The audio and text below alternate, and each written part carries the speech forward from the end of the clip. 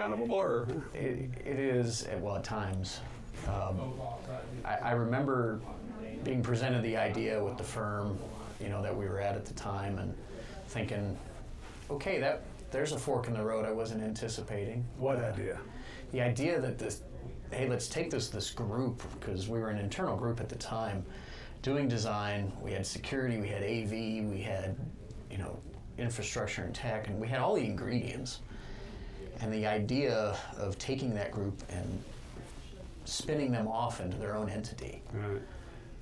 And heart attack on my part, because I'm like, business owner, running business, I find that in my DNA.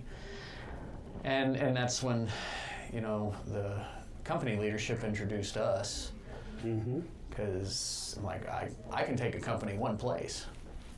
And I need, people to help with the leadership piece of that.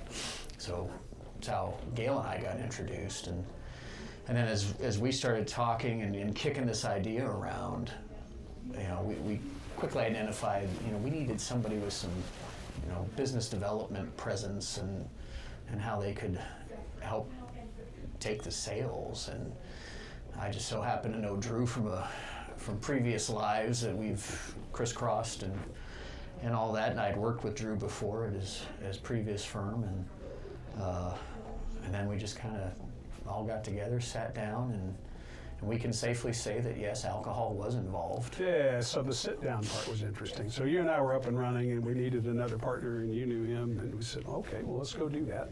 Yeah.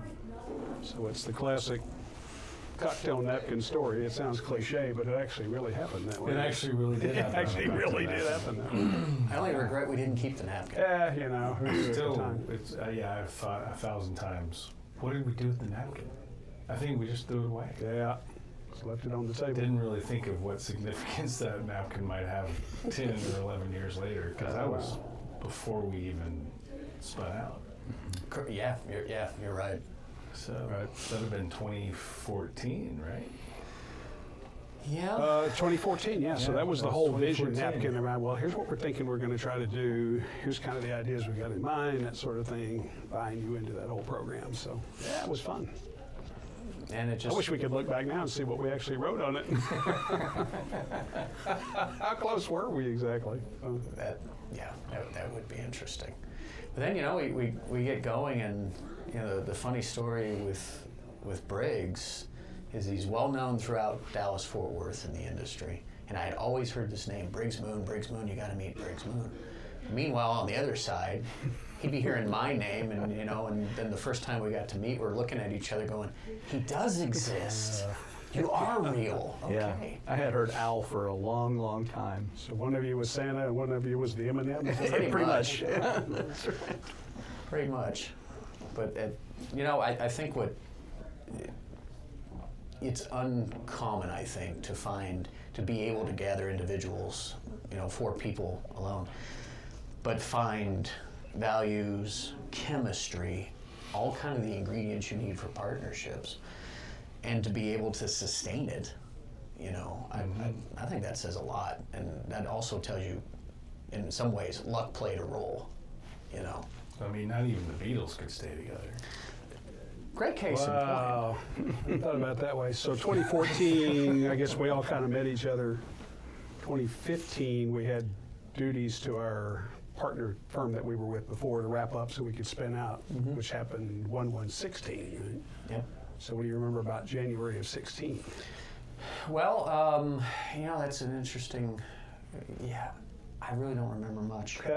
I remember, because we were still all in the same building, because the firm had moved out, and we were staying on the same property at the time, and so it was kind of coming back to an empty building or an empty office space, and there's just a group of us, and like, okay, well, here we are. Yeah, for a little bit. So we changed shirts on January 1st. Yeah. To put on a CRUX shirt for the first time. But, those early days, we had one client doing one thing the same way, so. That's true, and I would love to say that shirt still fits today, but that is... Yeah, well, no. some things you can't control with age. That's a different conversation. So you and I, about the middle of, I don't know, we got shot out of a cannon because we were so busy when we started in 16. And Well, we were set on fire, then shot. yeah, that's true. So, So then someplace in 16, you and I sat down and, you know, we can't be a business with just one client. We've got to get on with our diversification plan and our strategy and all that kind of Right. thing. Remember, you and I sat down and had several conversations, and we've got to move the needle on this. I know we're busy, but we've got to move the needle on this. So what do you remember about that? well, when we originally talked about the concept of a crux, you know, the intention was always to diversify and have more than one client, right?